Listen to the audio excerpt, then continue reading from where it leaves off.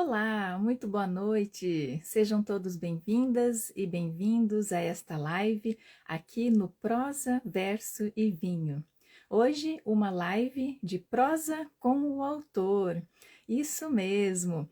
Quem vai estar aqui conversando comigo e com vocês é o autor Arturo Catunda, que vai contar um pouquinho para nós sobre sua trajetória. Tá? E sim, vai contar também um pouquinho da sua obra, seu livro mais recente, né? O Papa Figo. Então, fiquem aqui conosco para que vocês possam conhecer um pouquinho mais desse autor e da sua obra.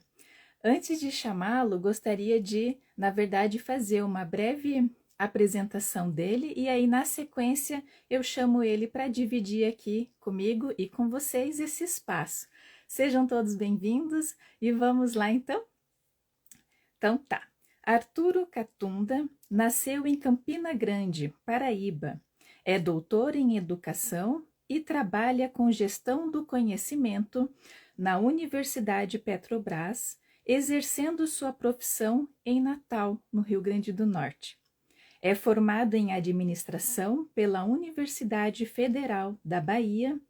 Possui as titulações de especialista em inteligência de negócio pela PUC-Rio, mestre em administração pela Universidade Federal da Bahia, MBA em marketing pela ISPM e é autor de 4 obras, né?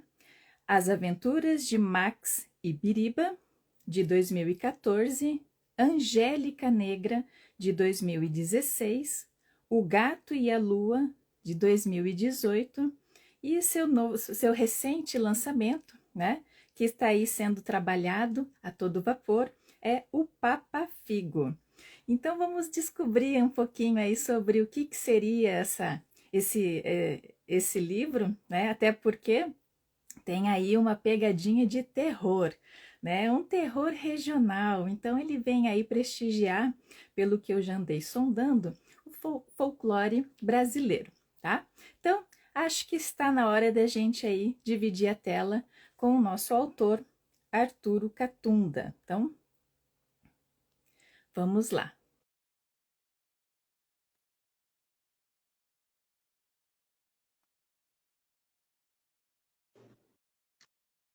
Olá, Natasha. Boa noite. Tudo bem? Tudo jóia. Tá dando certo para você aí? Tá, eu estou lhe escutando perfeitamente. Você me escuta? Tá tranquilo? Sim, estou te ouvindo e te vendo. E você? Eu também. Ai, Eu que para bom. facilitar. Fizemos um teste ainda há pouco rapidinho, tinha dado certo, né? Então, que bom que vai dar certo aí a nossa conversa, a nossa prosa, né? Eu estou aqui super animada para conhecer um pouquinho mais de você, da sua obra. Confesso, né? A linha, o gênero do terror não é aí a minha praia, mas vamos lá, estou aqui ansiosa. Mas antes da gente começar, você está tomando alguma coisa aí? Então, Natasha, eu queria, na verdade, fazer um brinde a você, né? Então, eu também trouxe minha taça de vinho, né? Sei que você está com a sua. Sim. Então, mesmo aqui, a gente, à distância, faremos um brinde em homenagem, né, ao seu canal, que tem tudo a ver com isso, né? Com coisas boas, né? Vinho, Exato. prosa, versos, né? E livros, né? Então, Isso. um brinde a Um esse. brinde. E que para você venham sempre mais obras, mais projetos e mais leitores, tá bom? Muito obrigado. Vamos lá, porque eu tenho bastante coisa para perguntar, para te conhecer. Eu sempre faço uma pergunta inicial que seria referente assim, como iniciou a sua relação com a literatura? Mas com você eu queria fazer diferente. Eu queria que você começasse contando para gente que história é essa de um coração surfista que se passava por um super-herói. Mas da onde você tirou isso, pelo amor de Deus? Que caixa você abriu para descobrir isso? Ah, um passarinho cor-de-rosa me contou. Meu Deus, então foi longe, hein? Olha, Natasha, isso me recorda a um tempo muito bom, um tempo de infância, né? Onde meus pais, eles resolveram fazer uma viagem pelo Nordeste, né? Eu sou de Campina Grande, né? Meus pais são de Campina Grande, e eles resolveram viajar pelo Nordeste, né? Então, foram viajando em algumas capitais, tal, fazendo mais da Paraíba mais para cima, né? Rio Grande do Norte, Ceará, entrando pelo Ceará. E a gente parou em uma praia, não sei se você conhece, chamada Canoa Quebrada. Canoa Quebrada fica no Ceará, é uma praia hoje muito turística, mas na época já era turística, mas não no nível que é hoje, né? Uhum. E eu me lembro que eu estava viajando com um primo meu e a gente começou a gente gostava de gibi, né? Então a gente começou a querer fazer um gibi, né? Então cada um fez a sua tentativa de gibi. E o meu gibi foi estava na praia, então foi um coração surfista, né? E ele fazia algumas aventuras e nós estávamos em uma pousada e essa pousada tinha pessoas de todo o Brasil, né? E um casal resolveu comprar esse gibi. Então foi a coisa assim mais interessante porque a gente fez o gibi e a gente conseguiu vender o gibi para esse casal que muito provavelmente gostava de literatura, incentivava a literatura, né? E ele vendeu. E daí surgiu lá, essa é uma memória muito longa que você foi puxar. Então, surgiu lá, né, aos 10 anos, 9 anos, não sei, 11 anos, mais ou menos por aí, essa ideia de escrever, né? E chegando em Campina Grande, após essa viagem, né, eu e o meu primo, na época, a gente se dedicou a tentar estruturar essa revista, né? Mas foi uma primeira iniciativa, vamos supor assim, né? Ficamos por uma ou duas edições, né, que nós fizemos como experimento, né? Porque o grande desafio, Natasha, era criar a história, né? Então, mas não só, a gente queria desenhar, e esse é o nosso fraco, né? Desenhar. O desenho não saía tão bom, mas as histórias saíam, sabe? E foi legal, foi uma experiência muito boa. Eu ia Mas te perguntar sobre essa questão. E quem desenhava, né? Quem que ia ali, né, colocar seus traços no papel? fazíamos tudo, desenhávamos, fazíamos cópia. Na época tinha aquela máquina de reprografia, né? Cheirava álcool, né? Nossos pais são professores, então a gente tinha acesso a esse tipo de equipamento. Então a gente fazia algo nesse sentido. Mas éramos crianças, né? Então tudo muito amadora, né? Muito voluntária, mas bem interessante, né? Bem rico nesse Sim, sentido. sim. Então tá. Muito bacana esse seu início aí também de empreendedor, né? Literário. Mas vendemos, hein? Vendemos. Nossa primeira edição foi vendida. Olha só. Algum- Então tá, que Alguns maravilha. centímetros, não sei quanto. Que gostoso conhecer um pouquinho, né, desse lado seu aí. Você, dentro do seu corre-corre aí, né, em relação, você está conseguindo ler alguma coisa atualmente? Olha, eu acabei de ler um livro de Marilene Filinto, que se chama As Mulheres de Tijuco Papo, né? Tijuco Uhum. Papo. Por causa de um livro que eu estou escrevendo, é um livro que está saindo da minha mente e indo para o teclado, né, do computador, que se passa na época da invasão holandesa no Nordeste. Uhum. E eu descobri que houve uma batalha muito interessante, onde os holandeses perderam, mas perderam pela força das mulheres, lá em Tijocupapo, que é um distrito não, é um povoado pequeno, quase na fronteira com a Paraíba. Se você for curiosa, bota o Google, você vai conseguir chegar lá, tem um monumento feito em homenagem a essa vitória, né? Foi uma Uhum. vitória que foi ganhada pelas mulheres, utilizando o que elas tinham naquela época, entre outras coisas, água fervente, né? Jogava água fervente no exército invasor, né, do ponto de vista deles, né? Uhum. E eles venceram aquela batalha, né?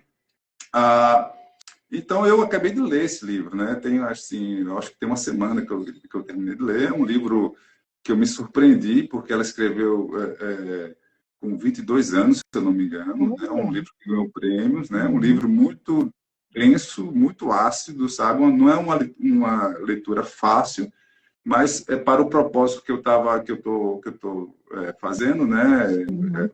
Novo livro sobre uma história que se baseia nessa época, né? Esse tipo de informação sempre é muito importante, né? Ah, e eu leio muita coisa voltada para negócio também, sabe? Uhum. Então, eu estou lendo agora um livro voltado para negociação. Tem nada a ver com a ficção, né? Que é o prazer mesmo, né? O prazer da escrita está na ficção, mas até esse tipo de literatura é interessante, porque, por exemplo, esse livro que eu estou lendo, voltado para negociação, né? O título dele é Como se chegar ao sim em um processo de negociação. Até daí você tira algumas ideias, sabe? Para enriquecer algumas passagens, alguns personagens, né? Você trazer alguma ideia mais interessante, e alguma disputa que você faça dentro de alguma trama sua, né?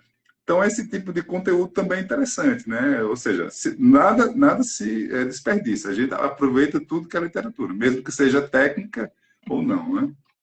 Sim, exatamente, né? Acho que beber de várias fontes ajuda muito a gente ter essa visão 360, né? Uma hora ou outra a Exatamente. gente encaixa aí esse conhecimento em algum lugar, né? Exato. É, agradecendo aqui a presença de todos que estão chegando. O Ivo Pazin estava dando ali uma ajuda para a gente, falando do mimeógrafo, né?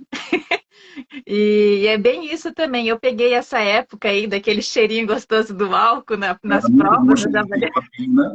Aquela prova que chegava. pegava Primeira molhada coisa que eu ainda. fazia era estudar o papel, depois fazer a prova. Mas antes da gente falar do seu livro, eu queria que você fizesse um resumo rapidamente dos três primeiros, tá? Então vamos lá.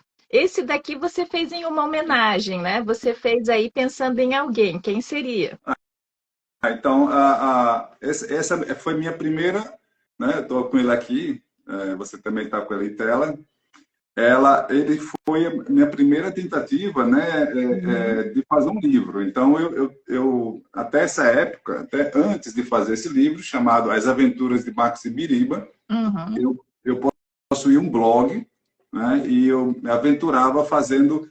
Então, veja só, né, eu peguei o início da internet, né, quando o blog estava aquela coisa, todo mundo tinha que ter um blog. E eu tinha o meu blog, eu cheguei a fazer mais de 100 postagens para o blog. Aí minha filha nasceu, né? Então, minha filha nascendo, eu disse, não, eu vou ter que parar de escrever para o blog, eu vou ter que materializar isso em algo que ela possa pegar, né? Que ela possa se interessar e ler, né? E nessa época eu estava morando no Rio de Janeiro, ah, e me veio a ideia, mas eu tinha morado 20 anos na Bahia, né? Me veio a ideia de falar sobre um cachorro que se perdia no parque de uma cidade grande. Então, é um cachorro, no caso aqui, Max, né? uhum.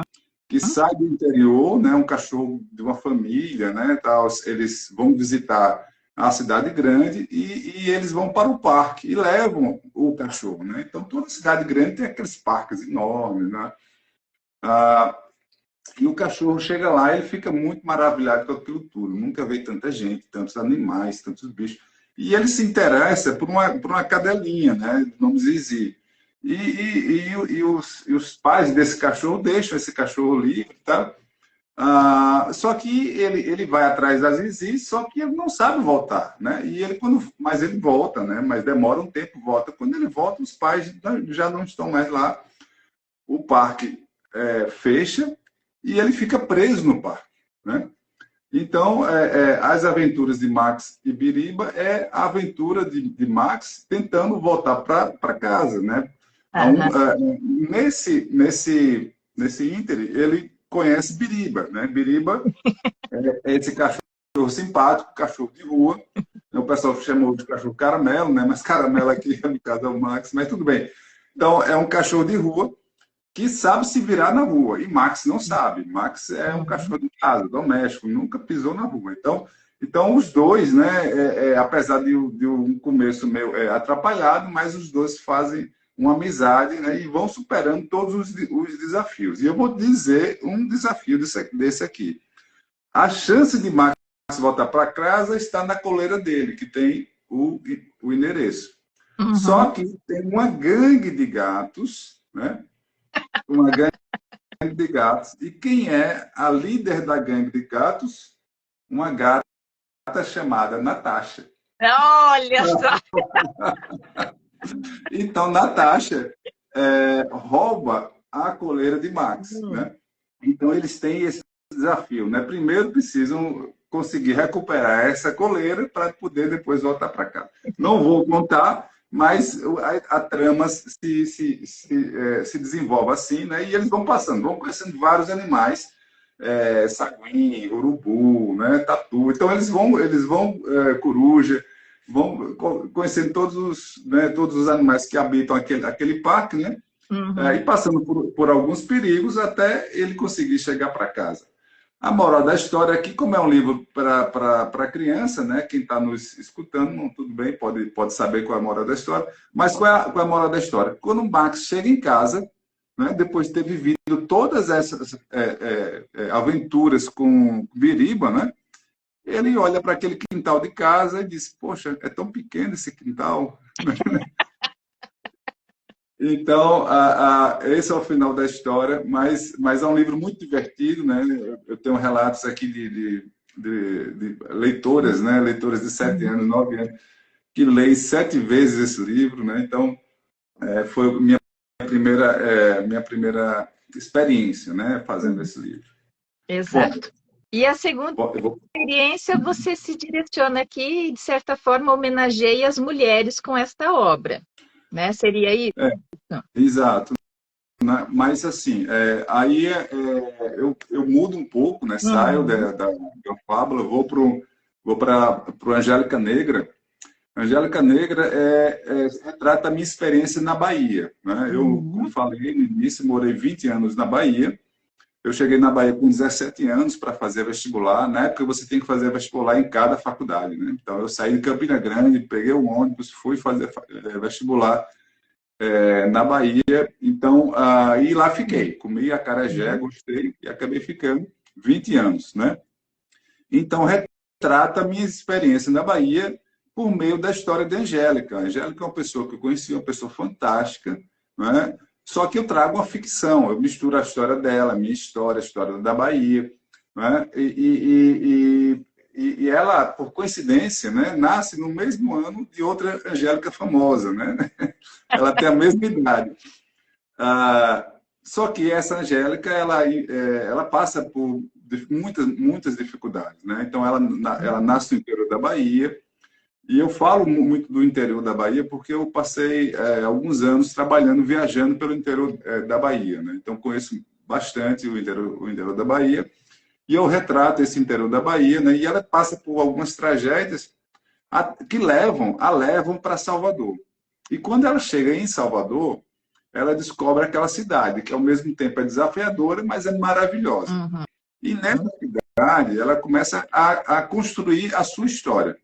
É uma história de muita superação, que por meio do trabalho e da educação, do final, dá muito certo, né?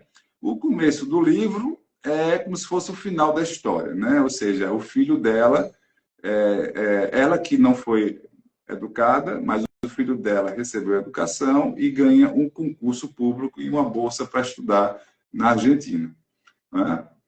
Então, esse final é o início da história, mas o bom mesmo é toda a trajetória de superação que ela faz do interior para chegar em Salvador, e a maravilha e os desafios que tem aquela cidade chamada Salvador, né? Então, é um pouco da mistura da minha visão de Salvador, da história dela, da história da Bahia nos últimos 30 anos, e muita ficção também, né? Eu misturo muita ficção. Então, essa é Angélica Negra. Isso. É, E daí você tem um tem um terceiro. detalhe, Ah, Natasha, só para dizer, hum, não sei se vocês notam a capa, né?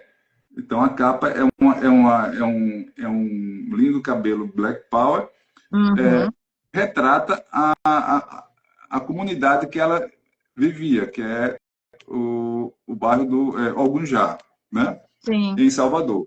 E foi desenhado por meio de um concurso que eu fiz num site, né? Eu fiz um site de freelancer, eu fiz um concurso lá e um rapaz muito talentoso de São Paulo ganhou com essa capa, né? E de fato foi muito boa, né? Foi muito bom. Pelo menos eu muito bem elogiada essa capa pelas Sim, pessoas. e muito bonito mesmo, muito bonito, né? Assim, ao mesmo tempo que ele é limpo de informação num primeiro olhar, quando a gente se atenta aos detalhes, a gente vai percebendo exatamente isso, essa comunidade em volta, né? Essa mulher Exatamente. que veio aí com toda a força, né? Exato. É, então, tá. Então você teve o primeiro livro infantil, o segundo você já foi, né, para a área pro adulto, né? Para um público maior, e aí você decide voltar para o infantil, é isso mesmo? Bom, a minha filha estava crescendo, né, nesse período, e eu resolvi dar uma continuidade na história na história de Max Biriba, né? Uhum. Agora com a história dos gatos, porque eu estava contando a história dos cachorros, né? Uhum. Aí eu trago aqui a história do gato. Só que esse livro não é só apenas história de animal, eu também trago a história da Terra, do Sol e da Lua, né? Então misturo assim algo mais cósmico, né? Mais mitológico e começo a contar a história do início dos tempos, né? Então, no início dos tempos, a Terra e a Lua eram juntas, né? Só que o Sol viu que havia um grande potencial na Lua. E, de fato, há, né? E o Sol Uhum. atraiu a Lua para si, tirou a Lua da Terra, atraiu ela para si. E a Lua se separa do Sol, né? E a Lua, de fato, tinha um grande potencial que ela se torna um astro lindo, brilhante, né? Com luz, né? Muito, muito bonito, né? E o tempo vai passando, e muito tempo vai passando, e muito tempo vai passando, ao ponto da Lua começar a sentir saudade da Terra.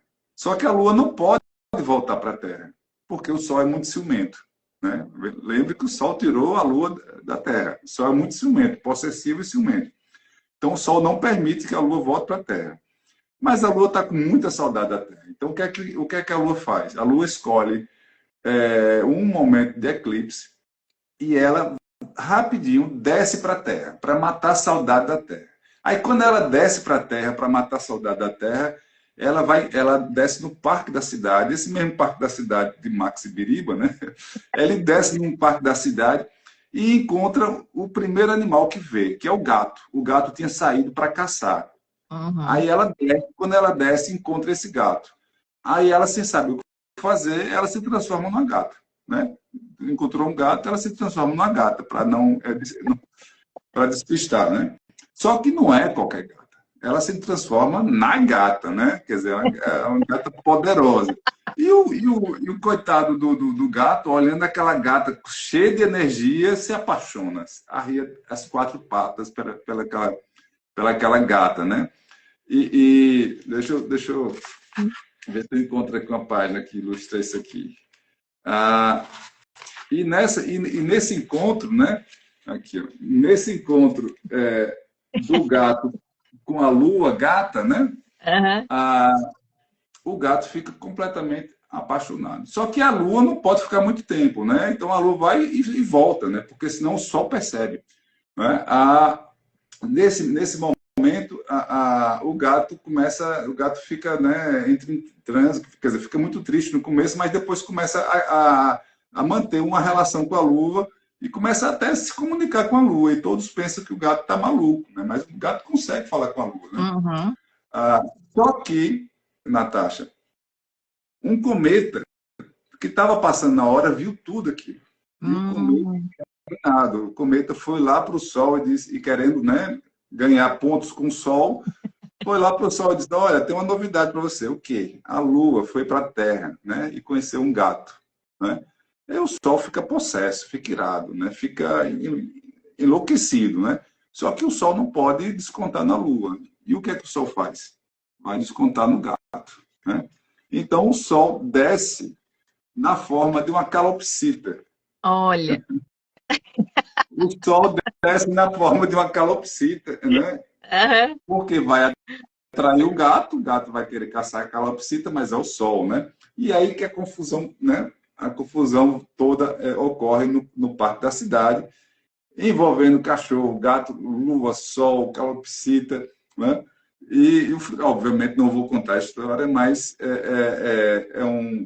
é um livro bem interessante, né? Inclusive porque foi ilustrado por uma conterrânea minha chamada Carla Carvalho. Ela, na época, hoje ela obviamente tá mais velha, mas na época ela tinha 17 anos. E olha que belas ilustrações ela fez, né?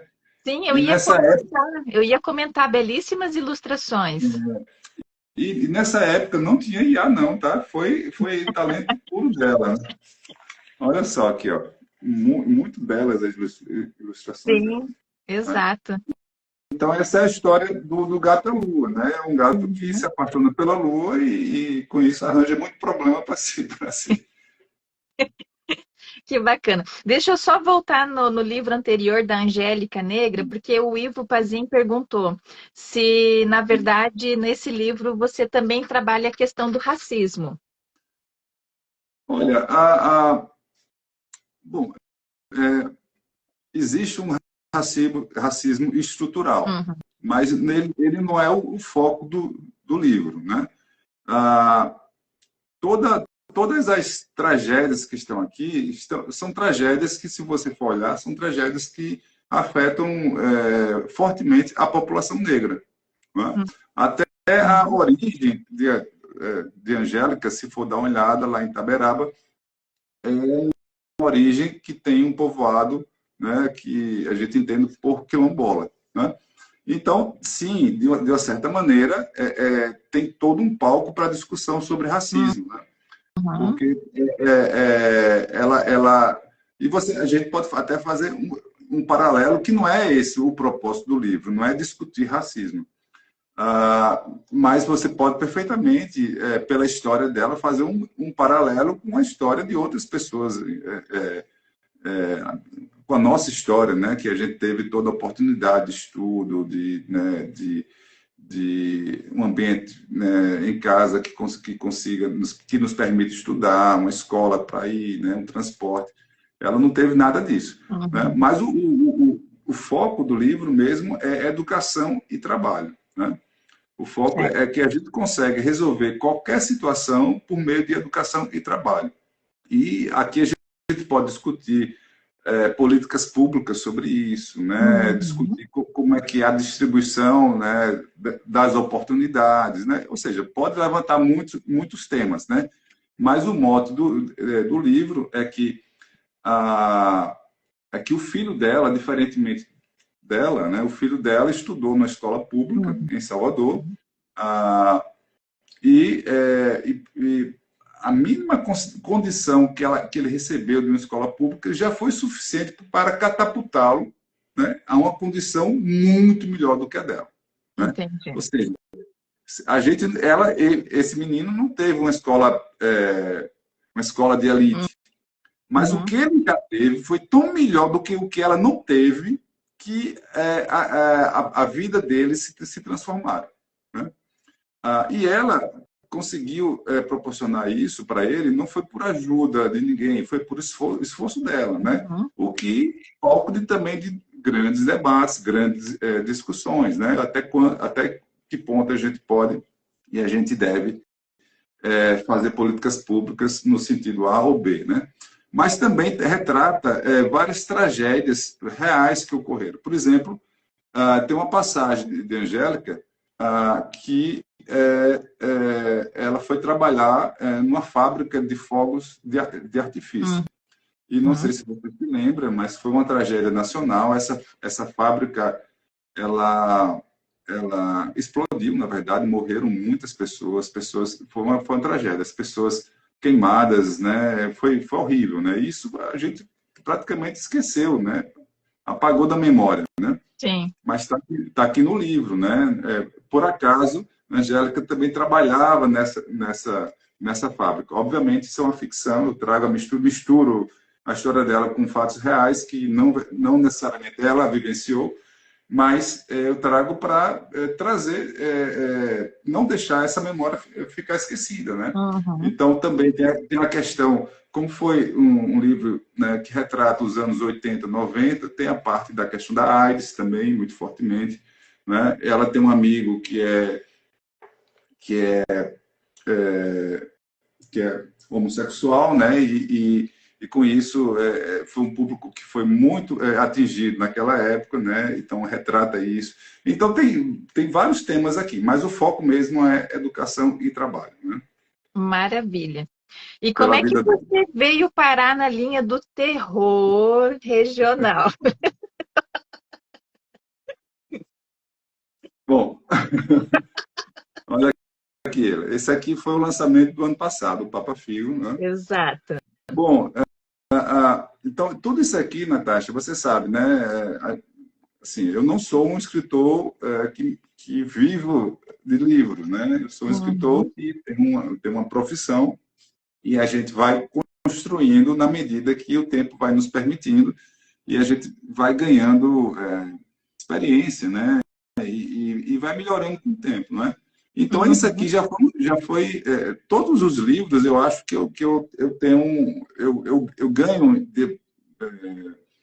eu conquisto alguma habilidade, alguma competência a mais, né? Uhum. E eu tentei experimentar, né? Por exemplo, um livro infantil, que é uma fábula, depois um livro que retrata uma experiência de uma pessoa que eu conheci muito bem, né? Misturando com a minha experiência com a história da Bahia, outro livro que volta, mas um pouco mais juvenil, e aqui experimentando, né? Ousando ir para um outro tema mais para terror.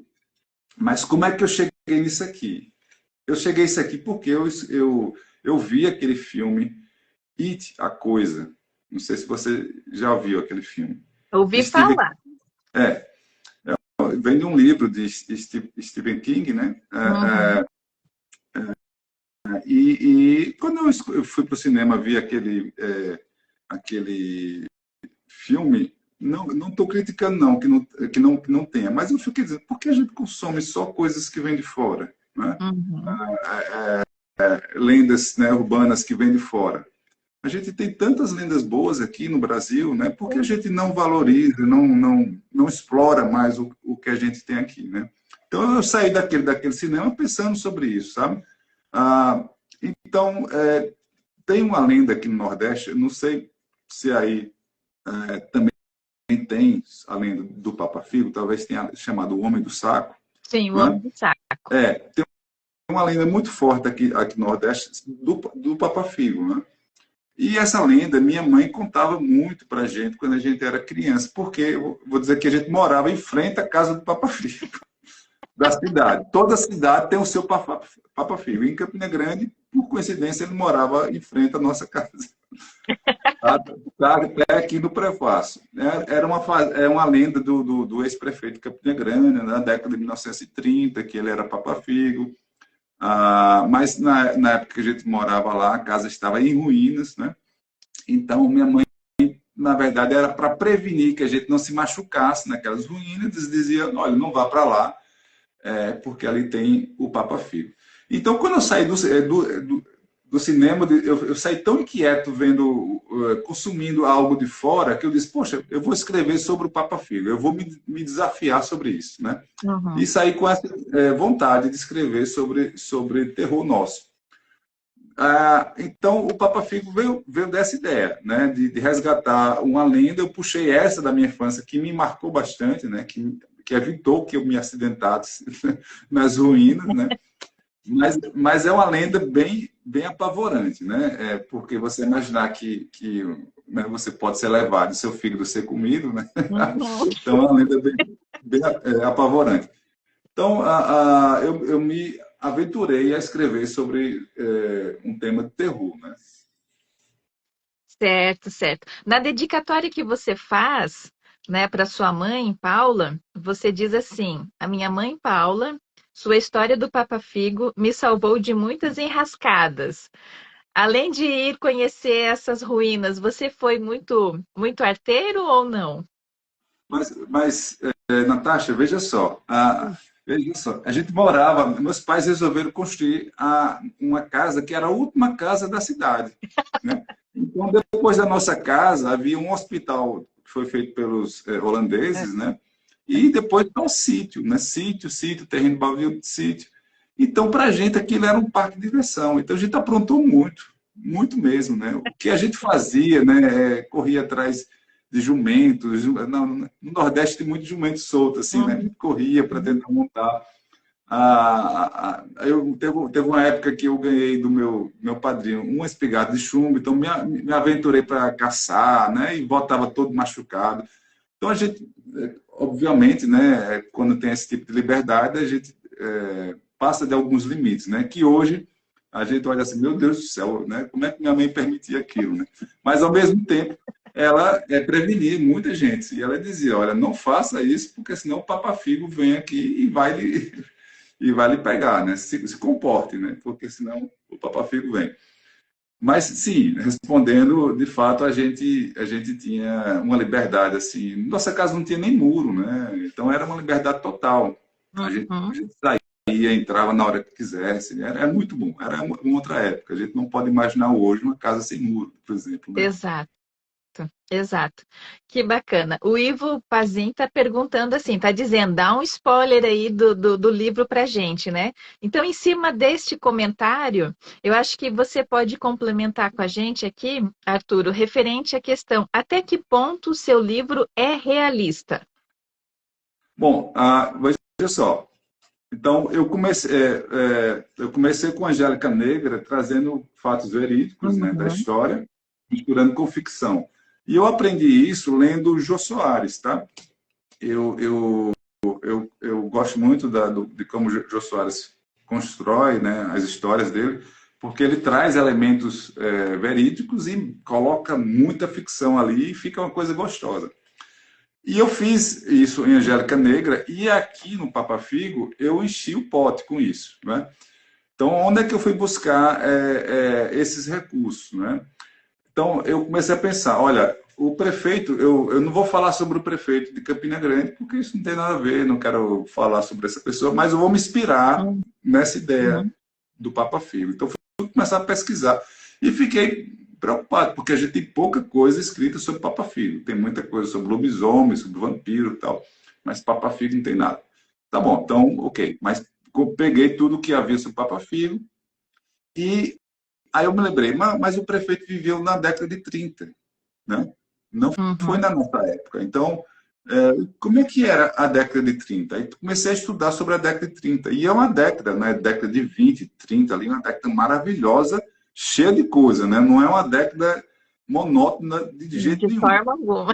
Teve de confusão, de briga, de revolução, teve lá na década de 20 e de 30, né? Ah, então, aí eu comecei a consumir isso. Então a história do Papa Figo começa, na verdade, na década de 30. Ah, Inclusive, na Paraíba, muito poucas pessoas sabem, né? Houve uma revolta. Nesses anos revoltosos, na Paraíba também houve a sua própria revolta, que foi a revolta de Princesa Isabel. Princesa Isabel é um município do sertão. Então, a geografia da Paraíba, né? Litoral, João Pessoa, que é queridinha, depois que Campina Grande, que agora está em festa por causa do São João. E você vai para o sertão lá, você chega lá, já no quase no fim, um pouquinho perto do final, perto de Pernambuco, tem Princesa Isabel.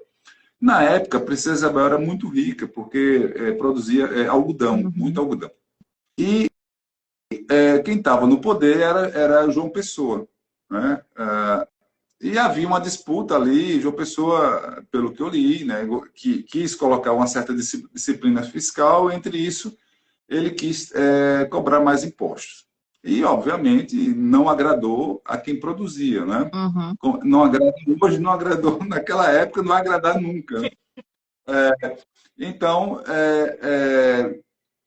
o coronel Zé Pereira, tá até na música de Luiz Gonzaga, Paraíba, Mulher Macho, sim senhor, né? O coronel Zé Pereira, que mandava lá em Princesa, né, faz uma revolta. em Princesa. E quer decretar, e decreta a independência da Paraíba, olha só. Mas isso tudo questões políticas, né? Uhum. Ah, então, o personagem, né, ele nasce nessa confusão entre as pessoas que apoiam Zé Pereira e as pessoas que apoiam João Pessoa. Por infelicidade, ele apoia João Pessoa, e naquela época não tinha muita conversa, né?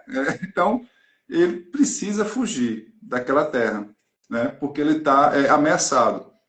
E aí, ficção, mas fato verídico, a coluna Prestes passa por lá, né? A coluna Uhum. Prestes passou pelo Brasil todo, foi naquela época também, passa por Piancó, que fica perto de Princesa Isabel, e o personagem aproveita isso e foge com a coluna Prestes, né? Olha só que arrodeio, né? Então ele foge pela... Por que ele tem que fugir? Porque no que ele está fugindo, ele vai parar no sul do Brasil, né? Uhum. A coluna Prestes vai lá até para o Paraguai, se eu não me engano, mas todo mundo se dissipa lá, ficam lá pelo sul do Brasil. E nesse momento, João Pessoa é morto, né, é assassinado em Recife. A Paraíba, isso dá um estopim para a Paraíba, o Minas Gerais e o Rio Grande do Sul, né, que eram pertencentes à Aliança Liberal, né, é, se levantarem contra os estados, né, que era dominado por São Paulo, né? Então, usam a morte de João Pessoa para isso, né? E há o início da Revolução. E o nosso personagem está lá no sul do Brasil. E ele vê isso como uma oportunidade para tirar os coronéis, entre ele, né, o pessoal lá de Princesa Isabel, para ele poder retornar, né? Aqui não tem nada a favor, nem contra, ninguém é bom, ninguém é ruim, não é isso que se trata. É apenas o contexto, como ele foi parar no Sul e como Uhum. ele foi parar na coluna de Getúlio Vargas, que sai do Rio Grande do Sul e vai tomar a capital, Rio de Janeiro. E a única batalha que há é num distrito de Quatinguá, que fica no Paraná, antes de chegar a São Paulo. Ali há uma resistência federal, né, Uhum. contra os revolucionários, e há uma batalha. E é ali onde há o contágio do nosso personagem com a doença do Papa Figo, né? Então, ele se contagiou lá no Paraná. Então, então veja como há uma riqueza de história, né? Uhum. Não que o livro queira ser um livro de história. Ele usa isso como palco. Isso em 1930. Bom, isso é o início do contágio. Aí eu não vou contar o que ocorre, né? Mas o livro no meio retorna para 1986. Né? E posso avançar aí? Pode? E em 1986 ocorre uma coisa muito, muito boa, né, em Campina Grande, e eu me lembro muito bem, porque eu tinha 11 anos, eu participei com os meus pais, eu fui ver uma festa, a festa de inauguração da Pirâmide do Parque do Povo.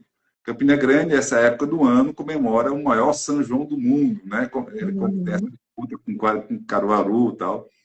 E na época lá o prefeito resolveu fazer num local lá um palco para se dançar quadrilha. Isso virou uma estrutura gigantesca, né? Que o pessoal associou, era para ser um chapéu de palha, um chapéu de cangaço, mas as pessoas associaram isso a uma pirâmide. De fato, é uma estrutura piramidal.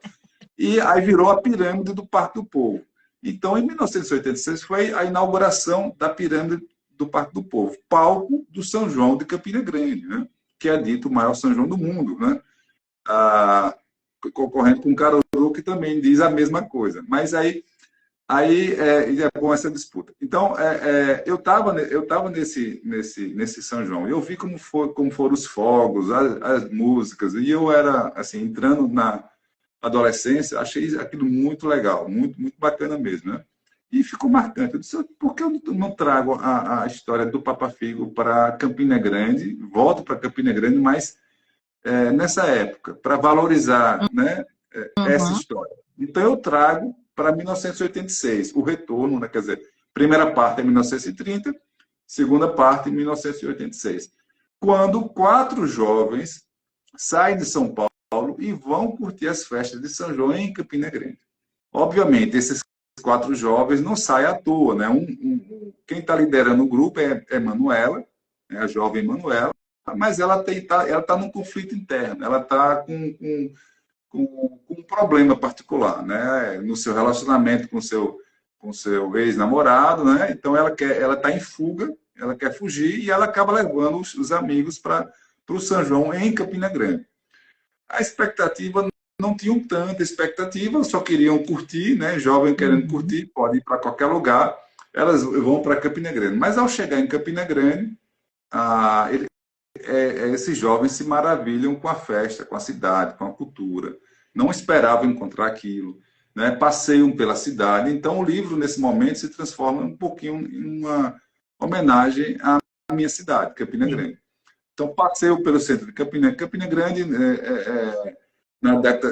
nessa época, na década de 30, 40, ela exportava, ela só não exportava tanto algodão quanto Liverpool, né? Então, a gente tem um certo orgulho. E passeando pela cidade, você vê uma arquitetura que chama Art Deco, né? Muito presente ainda, né? Preservada, né? Precisa melhorar a preservação, ali pode ser mais valorizado, mas aí você ainda consegue ver aquilo visivelmente no centro da cidade. Uhum. E eles olham aquilo, uma das jovens está estudando arquitetura e ela começa a reparar detalhes e tal. E elas passam pelos principais bares mais tradicionais, como o Shopping do Alemão, depois vão para a Feira de Campina Grande, né, que do ponto de vista antropológico é maravilhosa, né, e vão experimentar comida lá e escutam um sanfoneiro tocando para eles, né, e as principais letras de música de forró nossa. Bom, então eles se maravilham com aquilo, né, até o momento que, por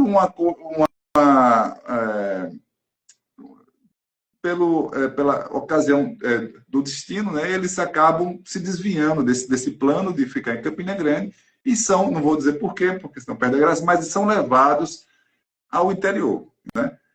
As festas do interior também são maravilhosas, né? Mas qual é o problema do interior na Paraíba? Tem um Papa-Figo. Então elas topam com o Papa-Figo, né? Aí o retorno do terror, né? O terror está no início, né? E o retorno do terror nesse momento que elas vão para o interior e acabam topando com Papa-Figo e aí sim que o terror mesmo forte começa, né?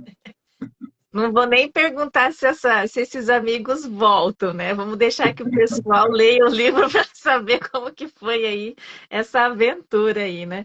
Mas escuta, você conseguiu escrever essa história de noite? Você escrevia de noite?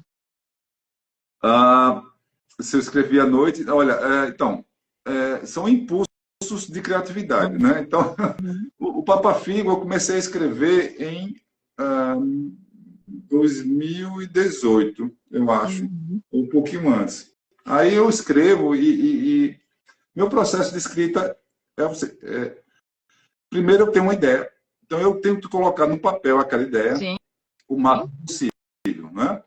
Depois eu paro e começo a escrever. É isso que eu estou fazendo com esse livro sobre o período holandês. Escrevo sem nenhuma censura. Escrevo sem nenhuma censura. Até terminar. Depois eu deixo lá parado. Então, veja, foi 2018, né? Eu acho, aí eu comecei a retomar isso aqui um pouco depois da pandemia. Olha quanto tempo passou. Nesse tempo que passa, eu vou colecionando coisas que vão surgindo ou lendo sobre o assunto e para rechear o livro, sabe, Natasha? Então, eu primeiro faço essa primeira escrita sem censura, que eu chamo de esqueleto. Depois, eu vou me aprofundando no tema. Pronto, eu comprei muito livro sobre a Revolução de 30, pesquisei muito na internet também. Então, eu vou lendo e eu vou passando. Olha, isso aqui caberia naquela passagem. Então, eu vou pegando as coisas e vou recheando o livro com o tempo. Então, eu chamo esse processo de como um vinho fica maduro, né? né? Então, deixar maturar esse livro até o momento que eu digo, não, agora tá bom, né? Senão vai ficar 20 anos aí, eu vou querer colocar mais coisa nele. Então, chegou nesse momento que eu disse, não, tá bom, o livro já está pronto. Aí eu dou para uma leitura crítica, né? Então, Uhum. a primeira leitura crítica que eu dou é da minha esposa. Então, ela pega, toda noite ela lê, né? E ela vai dizendo se gostou, se não gostou, se gostou, se não gostou, se gostou. E eu também vou escutando e vou dizendo, não, esse aqui não está legal. Então, essa leitura antes de dormir é fundamental. Ela vai lendo e depois eu pego tudo que eu captei dessa leitura, corrijo, aí sim, aí eu levo para alguém profissional para ler, né, para revisão. Bom, aí é o processo de publicar mesmo, né? Uhum. Então é isso, é por aí que eu faço, sabe? Então, Entendi. demora um pouco, meus livros demoram um pouco para sair. Como é que é o nome da esposa? Úrsula, Úrsula. Nossa, ela é Úrsula. corajosa, hein? De ler, de ler de noite. Se fosse de dia, tudo bem, tranquilo, mas de noite. Porque enquanto nós estamos conversando aqui, tá passando várias luzes atrás de você, né? Não sei, vai que é o Papa Figo que tá. Ah, sim, porque tem a É, rua aqui atrás, né? Mas, exato. veja só, você falou de luz, né? Então, ele tem esses olhos, né? Para Uhum. quem conhece o Papa Figo é um homem, mas existem Papa Figo mulher também. Inclusive, em Natal tem a história, a lenda do Papa Figo aqui em Natal é de uma mulher, né? Foi uma Papa Figo, né? Uhum. Mas em Campina Grande é um Papa-Figo e normalmente é um homem, tá? Que a gente encontra mais comum. Então ele é um homem acometido de uma doença muito rara, né? E essa doença é uma doença degenerativa. Então o que é que acontece no corpo dele? Começa a ficar, o corpo começa a se consumir. Então, mas também há algumas transformações, né? Por exemplo, a orelha cresce, os olhos ficam amarelos, a pele fica extremamente pálida, com lesões, né? Então, o corpo começa a morrer, né? Então, e a única coisa que resolve essa doença é ele comer fígado humano, né? Então, é uma doença terrível, né? Porque leva ele a cometer alguns crimes, né? Aham. Mas quando ele consome fígado humano, ele volta a um estado, né, de força, de beleza, ao auge dele, né? Então, ao mesmo tempo, é um ciclo. Ele está na baixa, quando ele come o fígado humano, ele volta e volta belo, volta bonito, com força, inteligência. Então, é uma doença perversa também, porque ele volta muito charmoso, né? Então, ele é muito conquistador. E esse é talvez o momento mais perigoso dele, né? Porque ninguém Do sabe, encanto, né? né? Ninguém sabe se está se relacionando com o Papa-Figo ou não, né? Bom, isso é uma realidade, né? Agora a gente vai ficar sempre com o pé atrás. Eu É, acho que eu vou sempre falar o seguinte, que o meu fígado não tá 100%, porque, né, você sabe, se toda live, né, eu tô acompanhado, meu fígado já não tá 100%. mas para ele já pode estar temperado, né? Já pode ser. Tá no jeito, né? Olha, você falando, Arthur, você falando aqui deixou o pessoal, na verdade, em dúvida se existe ou não existe essa história, né? Mas como você disse, né, faz parte de um folclore, né? Faz parte de uma tradição. Você trouxe, na verdade, o quê? O seu olhar, né? E a sua criatividade para que você pudesse agora seguir também por uma outra linha, que até então o Papa Figo, ele assustava as crianças e agora ele mudou um pouco Mudou, o cardápio. mudou o cardápio. Mudou o cardápio. Na verdade, ele experimentou de tudo, né? Disse, não, eu agora vou para outro cardápio. Ai, Porque, que bacana. porque quanto mais sadio o fígado, melhor, óbvio, né? Então, na Sim. verdade, ele preferia crianças, né? Mas há uma questão ética. E esse Papa Fígado, ele discute essa questão ética. E ele quer, na verdade, o lema dele é usar a doença a favor da humanidade, por incrível que pareça, né? Mas as coisas saem do controle dele, ele não consegue fazer do jeito que ele queria, né? Agora, Natasha, você falou dessas luzes que passavam agora, você me lembrou de um leitor que comprou esse livro, né? Aí ele me mandou um feedback muito curioso. Ele disse o seguinte: olha, Arthur, eu gostei bastante do seu livro, mas eu pintei esses olhos. Em casa, eu peguei uma caneta preta e pintei esses olhos. Eu não consegui aguentar, eu dormi com aqueles olhos me olhando. Eu imagino, eu imagino. Eu faria já um óculos de sol bem grandão, sabe? Preto, Aí para ficar mais ele discreto pintou os olhos. possível. Meu Deus, não faça isso não com a capa. É porque Mas ele assusta, né? Imagina no quarto, daí dá aquele relâmpago, né? A luz passa por cima da capa, aqueles olhos. tem os olhos lá, né? Eu volto, Prestando atenção. eu volto para debaixo das cobertas, certeza. É verdade. Mas que delícia conversar com você, Arturo. Que delícia.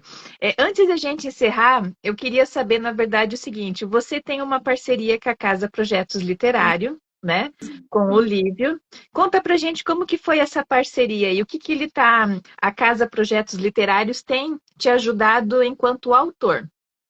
Olha, então, nós estamos iniciando essa parceria, né? Na verdade, assim, eu me considero um autor que está na transição com o objetivo de me profissionalizar, né? Uhum, Então, obviamente, eu tenho uma carreira, eu tenho um emprego, eu me dedico a esse emprego, eu tenho, né, as minhas tarefas diárias, o que me deixa muito pouco tempo para me dedicar a ser autor, né? Mas olhando a longo prazo, e já mirando assim numa aposentadoria, né, eu quero chegar lá com uma condição melhor, né, por esse outro lado que eu antes estava trabalhando como um hobby, né, uhum, e agora eu quero começar a trabalhar um pouco mais profissionalmente. E uhum, nisso, eu fui indicado por um autor que é assistido pela casa, né? uhum, Lá em Campina Grande, né? O Télio. Então ele disse: olha, por que você não procura aqui a casa, né? Que tem um trabalho, né? Que vai te ajudar. Bom, então eu entrei em contato. Eu nunca tive nenhuma experiência com isso, né? uhum, Confesso que, de fato, do ponto de vista do autor, é muito difícil ir para o mercado, né? A parte de escrever é muito boa, né? A gente adora escrever. Eu rio escrevendo. Né? Eu tenho um prazer no que eu escrevo. Tenho um prazer quando minha esposa lê, quando as outras pessoas me dão feedback. Mas lançar o livro, né? Ir para o mercado, vencer o mercado, né? Se expor, saber fazer isso, eu não tenho nenhum talento para isso, né? Então, essa ideia foi muito interessante, porque a casa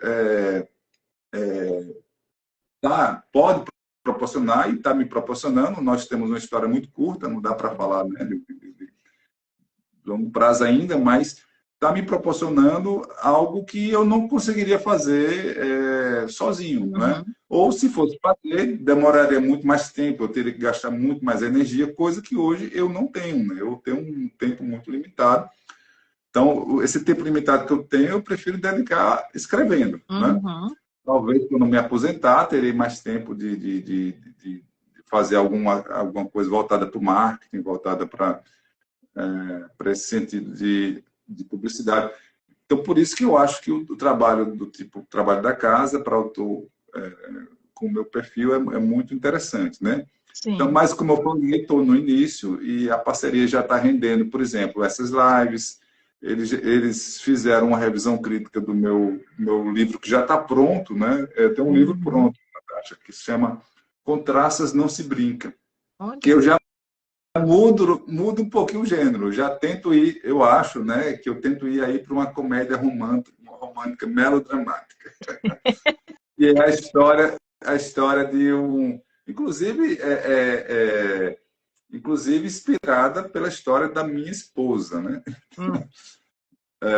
Então, é a história de uma jovem professora que passa no concurso público e vai enfrentar todo o desafio de dar aula pela primeira vez, né, de enfrentar os alunos numa universidade pública, né? Ela é muito jovem, ela poderia muito bem ser confundida com uma aluna, né? Tão Uhum. jovem que ela é. Então, ela vai enfrentar tudo aquilo. E ela vai ter um desafio de enfrentar uma gestão que está no meio de uma disputa eleitoral para se manter, onde a vaga dela não deveria ter sido vencida por ela, e sim pelo segundo colocado, que teria voto garantido. Então, tem uma trama aí para tentar tirá-la, né, para ir para ela está no estágio probatório, para tentar tirá-la, para colocar o segundo. No meio disso, é no contexto do impeachment da presidente Dilma, onde o país está dividido entre sim e não, né? E ainda, para deixar mais apimentado, ela está com um relacionamento rompido com o namorado que foi pego num caso de assédio sexual. Eita, nós! Então, esse caldo todo, aí o nome do livro vai ser Com Traças Não Se Brinca, né? Já está pronto. A casa fez uma leitura crítica muito boa desse livro, né? Eu estou fazendo apenas alguns ajustes, né, com base nessa leitura crítica. Sim. E esperando um local para publicá-lo. Bacana. Sim, a Casa Projetos Literários, né, oferece, na verdade, várias formas de apoio e assistência para os autores, e realmente a leitura crítica é um dos carros-chefes deles também, né? Isso é muito bacana. Ok, você falou que você está, né, nessa fase de transição e que você está se posicionando enquanto autor. E aí eu acho muito interessante, porque você tem o seu site, né, arturocatunga.com. Eu acho que isso já é, na verdade, um grande diferencial de quem quer se colocar enquanto escritor. É ter a sua própria casa, onde você pode alimentar com as suas informações, né? E eu dei uma espiadinha lá também, né? E vi que é isso, né? Eu acho que a gente precisa ter a nossa casa enquanto autor, né? E ter mais uma forma de visibilidade, né? Utilizar as ferramentas que a gente tem aí à nossa disposição, e principalmente a internet, a nosso favor, né? Então, isso é muito bacana. Quando eu entrevisto autores que já estão mais à frente no sentido de ter o seu site, de ter uma conversa, um outro canal de comunicação com os seus leitores. Você tem lá o íconezinho do blog. Esse blog, você alimentou ele com aqueles textos antigos que você falou, ou são textos novos? Então, eu estou começando a reeditar aquele blog, né? Então, eu estou lendo os textos antigos. Muitas coisas não faz mais sentido agora, né? São posições da época. Mas eu estou pegando os textos que eu acho que vale a pena republicar. Então, estou fazendo uma releitura desses textos, né? E minha ideia é trazer coisas novas também, né? Já tem lá, por exemplo, hoje eu coloquei mais uma postagem, né? Mas tem 3 postagens até o momento. Então, a segunda postagem já foi uma postagem nova, né? Então, essa terceira já é uma releitura de uma postagem antiga, né? Que eu gosto bastante, que é a história de uma família sertaneja, né? A próxima também vai ser uma releitura, que vai ser especial para Dia dos Namorados. Então, eu vou resgatando coisas daquele blog que está esquecido, né? Para fazer uma releitura, para trazer para ficar mais atual. E também vou, na medida do possível, colocando coisas novas, né? Então, para quem não conhece, vai ser uma boa fonte. Eu quero, pelo menos, uma vez por semana, trazendo novidades para o blog, né? Sei que isso consome tempo que me tira dos livros, né? Então, é sempre aquele, né? Você vai tentando equilibrar o que é que você vai produzir naquele momento. É bem isso, equilibrar. Eu te entendo muito bem o que é equilibrar, né? Porque ou a gente está estudando, a gente está escrevendo, ou a gente está fazendo alguma coisa, mas, né, sendo escritor 360, né? Exato. Nesse sentido. Onde podemos adquirir o seu livro? No seu site e...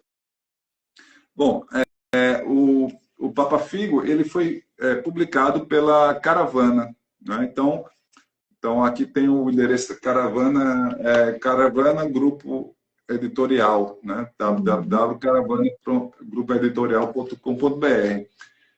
Pode adquirir por lá, mas também pode adquirir pelo meu site, né? A diferença vai ser que no meu site você vai ganhar um autógrafo, vai dedicado, né? Então, www.arturocatunda.com, não tem um BR, né? arturocatunda.com, No meu site você pode adquirir o Papa Figo, como também pode adquirir Angélica Negra, que só tem 3 exemplares. O Gata Lua tem acho que uns 10 exemplares. E Maxi Biririba também tem mais uns 10 exemplares. Ou seja, daqui a pouco precisarei imprimir esses daqui. Exato. Mas o ano é desse rapaz aqui, o Papa Figo. Sim, sim. Olha, Arturo, que conversa maravilhosa, né? Conhecer um pouquinho da sua história, né? Essa sua trajetória aí passando pelos livros infantis e agora, né? Esse amadurecimento. E você pensa em voltar em escrever livros infantis ou agora daqui para frente você meio que se encontrou ou ainda não? Porque você disse que vai lançar um que é meio romance, né? Então você está tentando ainda se encontrar ou não? Ou você, na verdade, escreve aquilo que você gosta, né? Como é que é? Eu escrevo muito por inspiração, Natasha. Uhum. Então, por exemplo, eu estou inspirado em escrever esse livro sobre a invasão holandesa, né? Que é muito interessante, né? E, e eu acho que ele vai ter um tom de aventura. Vai ser mais para aventura. Nunca escrevi, né? Quer dizer, Max Biriba é uma aventura também, né? Aham. Mas uma aventura mais para adulto. E com alguma pitada mais sensual. Eu quero trazer alguma coisa mais, né, mais mudana mesmo, assim, sem ser aquela coisa todo mundo certinho, né? Estou trabalhando um pouco mais os personagens para eles terem conflitos também, Uhum. né? Alguma luxúria, gula, ira, né? Essas coisas eles trazerem para os meus personagens. Então, mas ele vai ser mais voltado para aventura. Só que as pessoas já estão querendo a continuidade do Papa Figo, né? Porque a história do Papa Figo, ela termina, mas será que termina, né? Então, tem sempre aquela dúvida ali no final. Então, as pessoas já estão perguntando, olha, continua aí com o Papa Figo, tem o Papa Figo 2, né? Então vamos ver, né? Na medida que a inspiração surja, né? Eu vou tentando escrever, né? Eu não gosto muito de tentar forçar, Uhum. sabe, Natasha? Assim, eu quero escrever agora sobre isso. Talvez comigo ainda não funciona, né? Aham. Eu prefiro que a inspiração sobre algum assunto surja, aí eu escrevo. Então, por isso que eu estou testando de tudo. Talvez seja um erro, né, do ponto de vista de posicionamento. Talvez fosse mais fácil eu ser reconhecido se eu for, se tiver um foco só, né? As pessoas vão me conhecer. Mas aí eu estaria forçando algo que eu quero ter prazer, né? A escrita para mim hoje é prazer, não é negócio, Uhum. né? Então eu quero, quando a inspiração chegar, eu quero ter o prazer de escrever aquilo e não ter uma obrigação de publicar mais um livro sobre aquilo, entendeu? Entendi. Não existe um certo e um errado, né? Existe isso que você falou, você está experimentando e você escreve por prazer, né? Isso é o que mais importa, né? A gente escrever estando muito à vontade, né? Bom, Arturo, estamos chegando ao nosso finalzinho, então, gostaria de deixar alguma mensagem final para quem nos acompanhou, que vai acompanhar posteriormente? Olha, eu quero primeiro agradecer esse espaço, né? Esse maravilhoso espaço. Eu acho que o seu tema tem tudo a ver, vinho, prosa, verso, papafigo, né? Inclusive tem um vinho chamado Papa Figo, né? Um vinho português. Não sei se Ah, você é? já. Um vinho chamado Papa Figo. Eu ainda vou comprá-lo para deixar junto com o livro. O vinho chamado Papa Figo. E quero dizer que conheçam, né? Para os leitores, conheçam a nossa literatura, né? Experimentem, né? Valorizem, né? Obviamente, né? A gente não pode ficar fechado para o mundo, trancado, né? Mas a gente também tem que reconhecer o que é nosso, né? Valorizar, divulgar, incentivar, participar de feiras, né? Comprar, divulgar, né? Assim, então, eu acho que canais como o seu, né? As pessoas que te seguem fazem muito bem, porque essa é a nossa cultura, né? Sim, Se não for isso que a gente está fazendo aqui, a gente vai ser meros consumidores, né? De uma exato. cultura estrangeira. E a nossa cultura é extremamente rica, nossa língua é muito boa. Escrever em português, falar em português, cantar em português, né? fazer poemas em português é muito belo. Então parabéns pela iniciativa, pelo site, pelo espaço, né? E desejo, né, a gente se encontrar daqui a pouco com traços não se brinca. Vamos sim, vamos sim. E eu só tenho a agradecer, né, a você por compartilhar um pouquinho da sua vida, da sua história, do seu livro, né? Então fica aqui, na verdade, o convite para quem gosta de terror, né? É um livro que tem que estar, então, na estante, né, de cada um que curte aí esse gênero e tudo mais, tá? Obrigada a todos que nos acompanharam, né? A você, Arthur, a sua família, desejo muito sucesso, né? Que venham muitos e muitos projetos aí, tá? E a gente vai estar se acompanhando aí, mesmo que à distância, sempre aí um curtindo o outro, tá joia? Obrigada pela essa companhia, Obrigado. né? E um Por beijo essa final. conversa. Exato, né, Val? O meu aqui eu fui economizando. Então, ó, um abraço e um beijo para você, para sua família e para todos que nos acompanharam aí nessa prosa maravilhosa. Até mais. Beijo. Tchau, tchau. Tchau, tchau.